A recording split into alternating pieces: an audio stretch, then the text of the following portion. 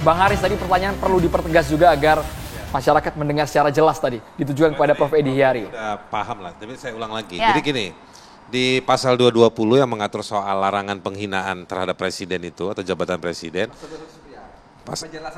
penjelasannya itu diatur bahwa yang tidak termasuk penghinaan terhadap presiden ketika bicara soal kepentingan publik. Nah, presiden itu kan jabatan publik.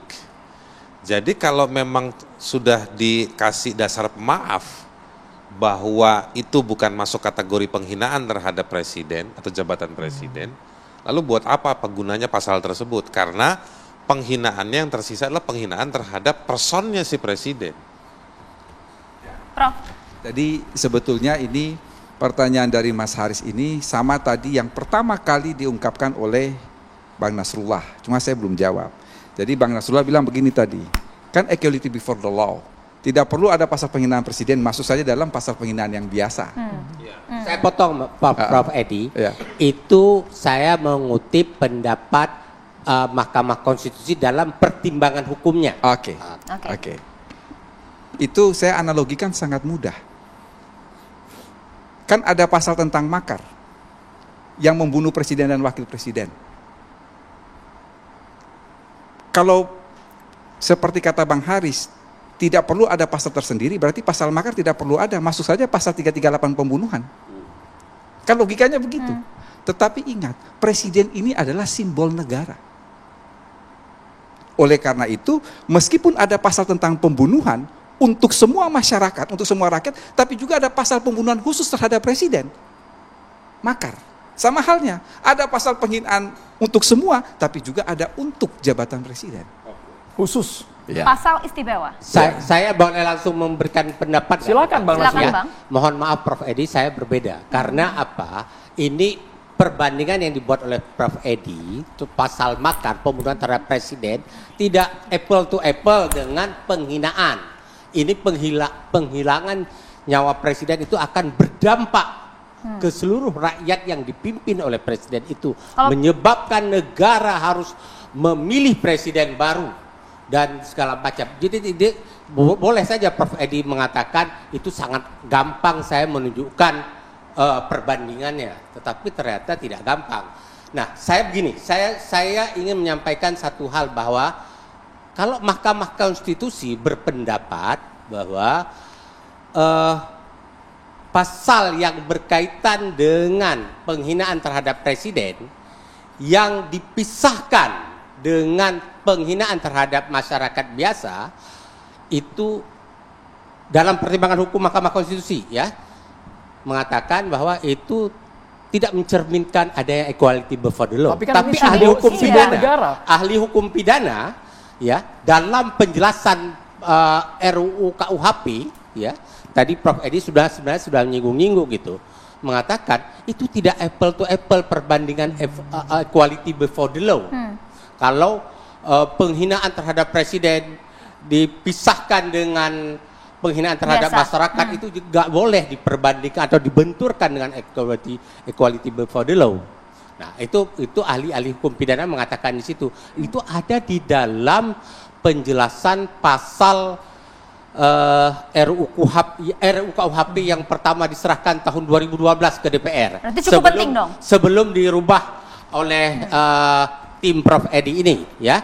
Kalau saya tetap aja dengan pendapat saya ya, bahwa karena presiden itu adalah simbol negara, maka apapun kejahatan yang dilakukan terhadap presiden itu ya ada yang khususnya. Prof, kemudian ada juga pertanyaan yang masuk yang ditujukan juga untuk Prof. Edi, salah satunya dari Pangestu Budi Raharjo. Jadi sebenarnya untuk siapa undang-undang ini ditujukan? Jika memang pertanyaannya adalah untuk rakyat, lalu apakah ada undang-undang untuk melindungi rakyat kecil sendiri? Sebagaimana banyak hukum pidana yang katanya tidak memihak pada rakyat kecil. Jadi sebenarnya siapa yang harus diperjuangkan pemerintah dalam hal ini misalnya? Kalau kita hitung prosentasi secara kuantitatif, jumlah pasal di dalam RUU KUHP yang 600 sekian itu justru lebih banyak melindungi kepentingan individu.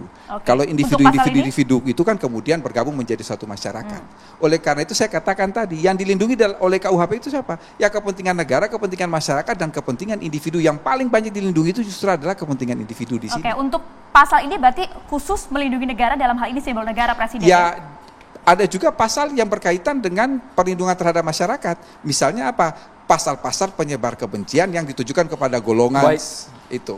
Bang Ada Abalin. juga terhadap individu, penghinaan bersifat pribadi. Oke. Baik, Ya. ini Bang supaya Abalin. masyarakat juga tidak merasa ada tebang pilih Bang dalam proses hukum. Equality Yang before the pasti law, kan? bahwa kalau DPR dan pemerintah sedang membahas dan merancang atau rancangan undang-undang KUHP ini tidak ada untuk kepentingan orang per orang, golongan per golongan, tidak. Tapi ini adalah sebuah legacy yang harus dipersiapkan untuk kepentingan bangsa dan negara. Sekali lagi saya mau bilang bahwa rancangan undang-undang KUHP ini terkait dengan penghinaan kepada presiden dan wakil presiden, jangan dilihat subjeknya sekarang adalah Presiden Joko Widodo. Tapi bisa saja besok paman ente, saudaramu, saya mungkin jadi presiden, Bang Nasrullah atau profesor, atau ini anak Papua Bang Haris yang jadi presiden, wapres, belum tahu.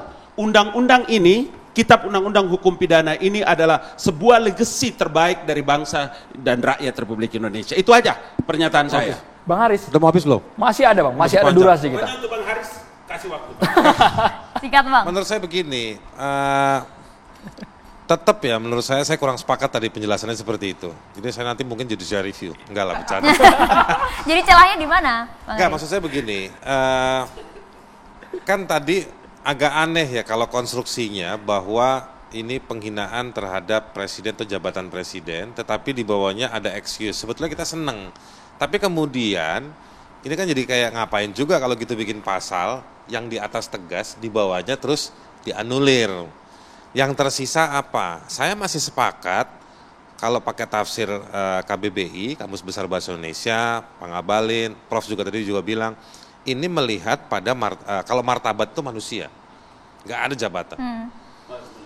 Kalau Anda mau bilang tadi Ali Imran segala macam di Al-Quran itu, Jangan Enggak. Al Imran pasal 26 ayat Mikrofonnya, Iya, mikrofonnya Bang. Ali Meskipun Imran sebenarnya ditambahkan jabat- dengan penjelasan yang lain segala macam itu, saya bisa bilang, yang namanya jabatan, ada bapak rumah tangga, ibu rumah tangga, Melekat dong. ada jabatan-jabatan sosial, yang itu melekat juga pada setiap orang.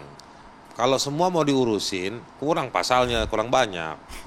Jadi memang udah bagus ajak melekat pada individu. Saya mau ulang lagi, selama kita masih yakin dan kita masih cek di aturan di KPU, yang boleh jadi presiden dan juga, ini bekas pengacara calon presiden soalnya, ya kan? Nah, selama yang boleh jadi presiden, capres, Jangan cuma saya, ahli. iya, ahli juga. Tenaga ahli dari Iya. 01. Saya calon saksi waktu itu kan, nggak mau Sama-sama datang. punya pengalaman. cuma nggak berani jadi datang. Saya bukan nggak berani, saya berani untuk nolak. Yes, salam. Karena saya melihat bahwa pada akhirnya mereka satu dan terbukti. Dan Tapi kita nggak bahas itu, Prof kita nggak Edi, bahas itu. singkat saja, Prof Edi, Enggak, ditanggapi yang sama saya mau Bang bilang, Haris. Soalnya poinnya tadi yang saya mau bilang begini, yang saya mau bilang penghinaan itu pada manusia bukan pada jabatan. Oke, singkat saja Oke. Prof Edi, singkat. Secara saja. politis Kita sedikit Terakhir. Prof, secara politis sedikit saya mau tambahkan, yaitu risikonya jadi presiden. Kalau bahasa dangdutnya jangan pernah takut kecewa, jangan pernah takut kecewa kalau nggak mau gagal cinta. Prof Edi, Oke, saya terakhir, kira dalam banget sedikit. ya. Satu adalah perbedaan pendapat biasa ya, karena saya tetap menganggap itu adalah personifikasi negara dan jabatan itu harus dihormati. Yang kedua, mengapa pasal di atas begitu tegas tapi tiba-tiba ada excuse-nya? Ya. Ini untuk pencegah jangan sampai pasal ini disalahgunakan. Justru bukan menjadi pasal karet. Ya, saya setuju dengan draft baru yang memasukkan penghinaan terhadap presiden itu diatur dalam delik aduan, lebih maju daripada Jerman menurut hemat saya, dan tapi saya juga tidak keberatan andai saja kita menggunakan model Amerika bahwa tidak ada penghinaan Baik. terhadap presiden, Oke. yang ada individu-individu. Presiden sama punya quality before the law. Tapi yang saya kritisi adalah sanksi ancaman hukumannya itu Terima Yang kasih terlalu berat. masukannya. Tapi Kita pertimbangkan, Bang. Tapi Masih draft, sebentar, masih sebentar. draft. Sebelum untuk Prof Edi, tolong jangan dijawab. Tapi bagi Anda penting ini untuk kepentingan negara. Lihatlah perbuatan koruptif terkait penempatan orang-orang yang tidak layak pada jabatan-jabatan yang menggunakan keuangan negara. Bang Abalin mungkin tanggapannya Sedikit, singkat Bang, Bang sebelum Abalin, kita closing. terakhir. Saya terima kasih. Nanti kita pertimbangkan mengenai ancaman pidana. Makasih, Bang. Masukan ini ya. Bang Abalin, masukannya. Terakhir. Saya mau bilang bahwa jabatan yang sekarang kita bicarakan terkait dengan pasal penghinaan ini adalah jabatan terkait dengan posisi individu dalam memimpin negara. Karena itulah maka penghinaan terhadap presiden dan wakil presiden. Ya. Pasal ini membicarakan tentang jabatan itu. Bukan jabatan tukang parkir, bukan jabatan apa. Tidak berarti bahwa saya mengecilkan itu, tetapi yang dibicarakan ini adalah jabatan dalam sosok seseorang menjadi presiden dan memimpin negara dan wakil presiden. Baik. Dan Itu aja jabatan kalimatnya. itu melekat kepada Melekat, personal. satu tarikan napas dalam semua kitab menjelaskan penjelasan itu. Baik, sesaat lagi kita akan hadirkan ada tausiah dari Syekh Muhammad Jaber pemirsa hanya di Catatan Demokrasi. Tetaplah bersama kami.